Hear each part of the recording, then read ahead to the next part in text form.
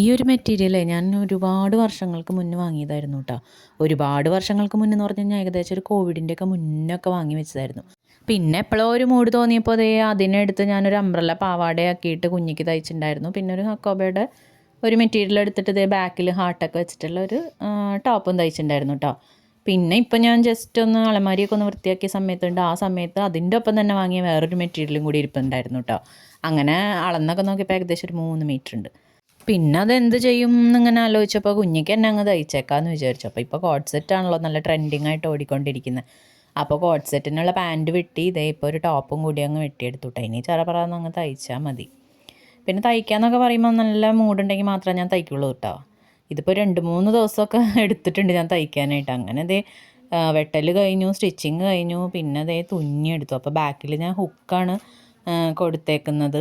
കാരണം സിബ്ബ് വയ്ക്കുമ്പോൾ അത് ഇടാൻ ഇത്തിരി പാടായിരിക്കും. പിന്നെ അതേ കുഞ്ഞിവിടെ പൊരിയൊക്കെ തിന്നുകൊണ്ട് നടക്കുന്നുണ്ട്. ഇപ്പോൾ ഉത്സവകാലം കേട്ടോ ഞങ്ങളുടെ ഇവിടെയൊക്കെ.